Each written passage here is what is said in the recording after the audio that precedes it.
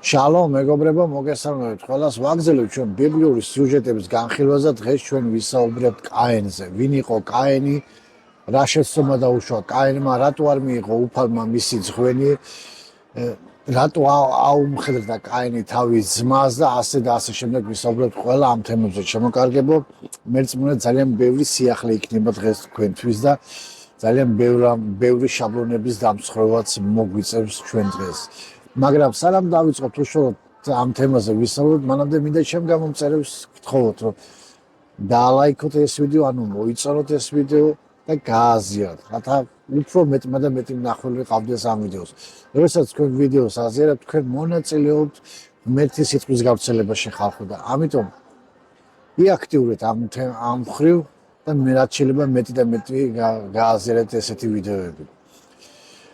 ასევე ვისაც ფინანსური მხარდაჭერა გინდათ ჩვენი, შემოკარგებო, ჩვენ ამ ვიდეოს ქვემოთ პირველ კომენტარებში იქნება ჩვენი საბანკო რეკვიზიტები. თქვენც რომ ჩვენ ვაგროვებთ ფულს კომპიუტერისათვის, კომპიუტერი გვჭირდება, რომ მაღალი ხარისხის ვიდეოები დავარედაქტიროთ, რადგანაც ეს რასაც ჩვენ ვარედაქტირებთ ტელეფონში, ამ ტელეფონით ვაკეთებდით, ამ ტელეფონის ეს პროგრამა გააუქმა საერთოდ და სხვა აპლიკაციები ვერ არედაქტირებს იმ დონეზე და არ გვაძლევს იმის საშუალებას, რაც ჩვენ გვინდა ვიდეოს საშუალებით გადმოგცემ. ამისათვის გვჭირდება ჩვენ კომპიუტერი. და მეორე რომ ჩვენ ვაპირებთ წიგნის დაწერას, მათ ესახარება ებრაულ ტრადიციის შუქზე და ამისათვისაც გვჭირდება ეს კომპიუტერი. ანუ ძირითადად ორი რამისთვის გვჭირდება ეს ჩვენ კომპიუტერი, რომ იცოდეთ. მაშასე დავიწყოთ თემა, ვინ იყო კაენი? კაენი შემოკარგებო იყო ადამი და ევას პირველი ძე, პირმშორო იტყვიან. აი მოდი როგორ იწყება, წავიკითხოთ ერთად დაბადების წიგნის მეოთხე თავის პირველი მუხლიდან იწყება ეს სიუჟეტი. შეიცნო ადამმა ევა თავისი ცოლი, დაორსულდა ევა შვა კაენი და თქვა, უფლის წყალობით კაცი შემეძინა. ივრით რუსში პირდაპირ წერია, უფლიდან შვი კაციო. აქ წყალობა დამატებულია, ორიგინალში ეს არაა. მერე აბელი შვა მისი ძმა. აბელი არის შემოკარგებო სახელი ითარგმნება სიცოცხლე, მისლი. აი უსულად პუსტატა, მაგრამ თლად პუსტატაც არ გამოდის. აი ორთქლი, ხო. აბელის სახელი ნიშნავს ორთქლს. ხოლო კაენი ნიშნავს უფლიდან შემეძინა ძე. ამას ნიშნავს კაენი, რომ იცოდეთ თქვენ. ეს სახელებს ძალიან დიდი მნიშვნელობა აქვს. გახდა აბელი მეცხოველე, ხოლო კაენი მიწათმოქმედი. გავიდა ხანი და მიერთვა უფალს კაენმა მიწის ნაყოფისაგან შემდგარი ძღვენი. აბელიმაც მიერთვა ძღვენი უფალს თავის ხვართა პირმშობთაგან და მათი ცხიმიდან და გადმოხედა უფალმა აბელსა და მის ღვენს. კაენსა და მის ღვენს არ გადმოხედა უფალმა. დიდად გაბრაზდა კაენი და მოეღუშა სახე. კითხა უფალმა ღმერთმა კაენს, არ გაბრაზდი და მოიღუშე სახე. თუ სიკეთის გმნელი ხარ, განათავაწეული არ უნდა იყო? ხოლო თუ სიკეთის გმნელი არ ხარ, ცოდვაა ჩასაფრებული კართან და შენკენ აქვს ტოლა, მაგრამ შენ უნდა იბატონო მასზე. და აი გავჩერდები ამ მომენტში. ძალიან საინტერესო მომენტია რა. თითქოს წავეკითხეთ ესეთი მომენტი, როდესაც კაენს მოაქვს ძღვენი, მოაქვს აბელს ძღვენი, მაგრამ კაენის ძღვენს ღმერთმა არ გადმოხედა აბელის ძღვენს. შემოკარგებო, ტრადიციული განმარტება ამ ტექსტის არის ის, რომ ღმერთმა არ გადმოხედა კაენის ძღვენს იმის გამო, რომ კაენის ძღვენი იყო მიწიდან აღებული ძღვენი, ხოლო აბელის ძღვენი იყო სხვარი. ანუ ეს მიუთითებს იმას, რომ აბელი ინანიებს ცოდვებს, კაენი არ ინანიებს ცოდვებს და ამის გამო ღმერთმა გადმოხედა კაენის ცხოვრებას. შემოკარგებო, ეს არის ძალიან ზედაპირული განმარტება. ეს არ ვთქვა ზედაპირული კი არა, საერთოდ არასწორი განმარტება შემოკარგებო. პრობლემა ძღვენში არ იყო. პრობლემა შემდეგ მოქმედებებში იყო. და ახლა გეტყვით რატო. მეკითხეთ, რომ კაენი ნიშნავს უფლისგან შეძენილ ძეს. კაენი პირმშო იყო. მისგან უნდა წამოსულიყო შთამომავლობა, რომელსაც უნდა გამოესყიდა ხალხი და ეს კაენმა იცოდა და აბელმაც იცოდა. კაენი იყო პირმშო და ამ პირმშოობაში გამოიცადა ის უფლისაგან. ფაქტიურად უფალი ეუბნება, მე რა რომ კაენ შენი მსხვერპლი არ მივიღე, მაგრამ შენ რას იზამ მე ვარ მივიღე ეს მსხვერპლი რას გააკეთებ ჩაიდებ შურს შენი ძმის წინააღმდეგ თუ არა ფაქტობრივად ღმერთი ელაპარაკება კაინს არ ეუბნება რომ შენი ზღვენი არ მომეწონა და ამიტომ არ მივიღეო არა ნახეთ ღმერთი რას ეუბნება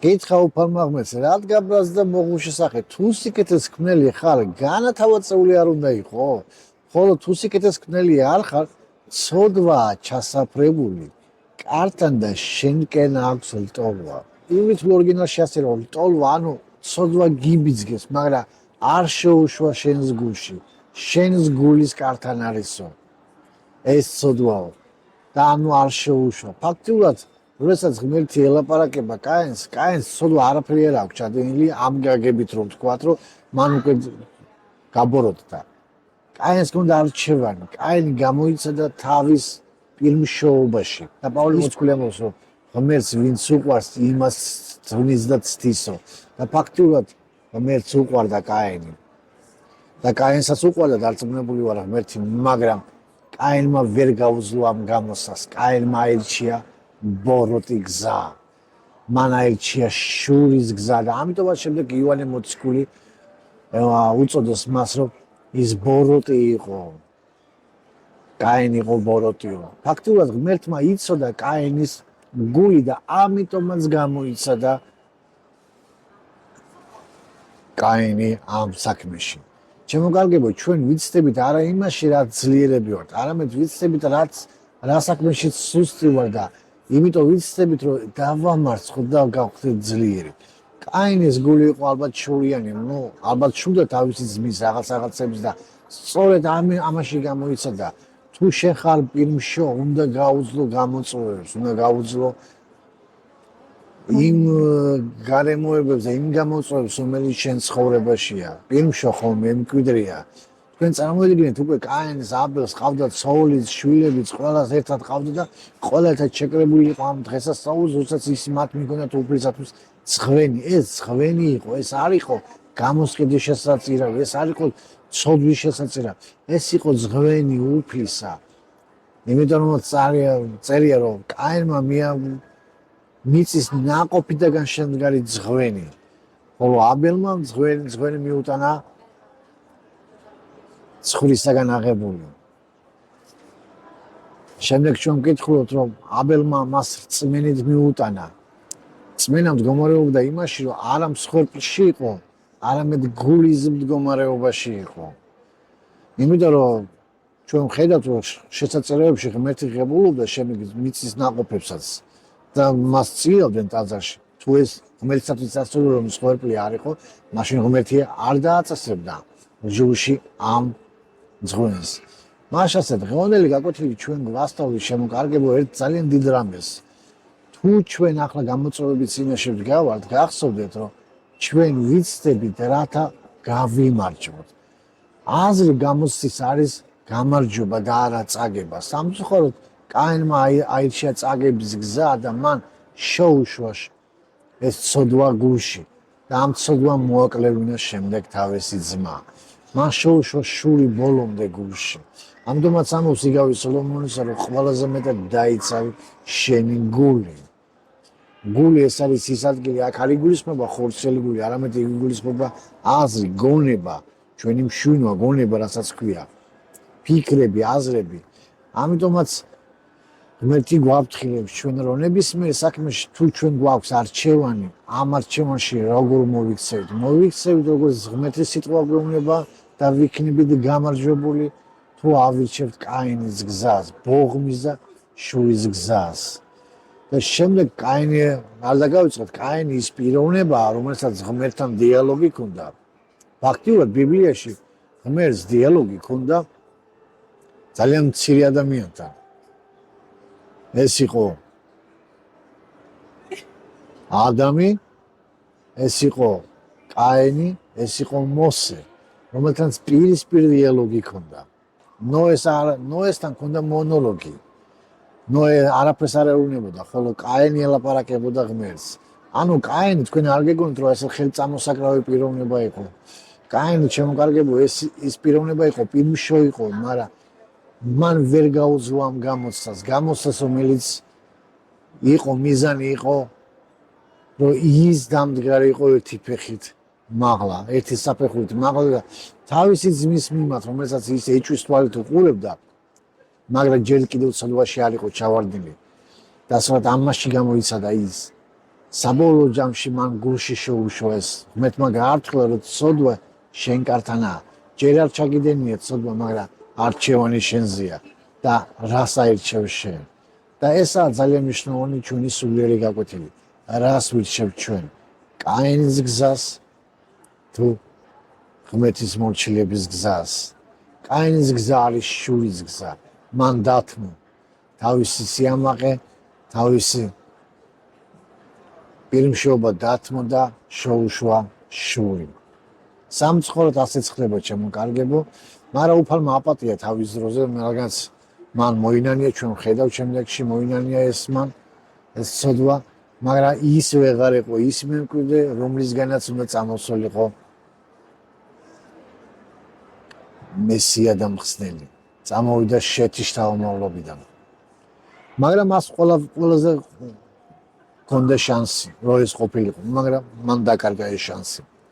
სამწუხაროდ. ასე ჩემო კარგებო, ცხოვრებაში ჩვენ გვიდგება გარკვეული მომენტები. და ამ გარკვეულ მომენტებში ჩვენ უნდა ვიყოთ ფრთხილი, რათა არ დავკარგოთ ის მემკვიდრეობა, რომელიც ჩვენ მოწოდებულ. მემკვიდრეობა, რომელიც ჩვენ გვიწოდებს პირმშობისაკენ. პირმშობა, ეს არის ჩვენი მემკვიდრეობა იესო ქრისტეში. და გავუფრთხილდით თავს. მაშასე დღევანდელი გაკვეთილი ეს მინდა თქვენთვის მეთქვა, ძალიან მოკლედ გითხარით ეს. მე ვისო შეიძლება სიახლე იყოს, სიახლე არის ის, რომ პრობლემა ზღვენში არ იყო, არამედ იყო გულის მდგომარეობაში, გულის მოტივებში და პრობლემა იყო და სიახლე იყო ის, რომ კაინი გამოიცადა ამ დროს. ამიტომაც არ გადმოხედა ღმერთმა. რადგანაც ღმერთს უყვარს ადამიანიდან ოდნავ დაშორება, მოაშოროს თავის ხელით და რას გააკეთებს ის. ჩემო კარგებო, მე მინდა თქვენ მივხვდეთ ამ გაკვეთილის არსს.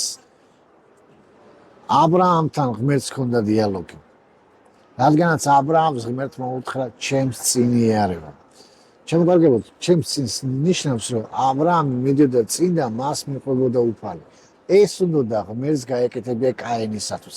ამიტომაც ის მოშორდა კაინს ოდნავ გამოცდა მოუწყო, რომ ამ გამოცდაში გამარჯვებულიყო და კაინი ყოფილიყო გზამკვლელი. მაგრამ კაინმა ვერ გაუძლო, აბრაამმა გაუძლო გამოცდას, ის ბოლომდე ერთგული დარჩა უფლისა და ბოლომდე უერთგულა და ამიტომ იყო ის მეგობარი ღმერთის ეწოდა. ეს ძალიან დიდი თემაა, ჩემო კარგებო და მე უბრალოდ ვცდილობ მოკლედ გადმოგცეთ ის ნიუანსები და ის შინაარსი, რომ თქვენ გესმოდეთ, რა სიღრმისეული ალს ატარებს ბიბლია და ჩვენ მოწმუნეები რაოდენ დიდი მემკვიდრეობა გვერგება.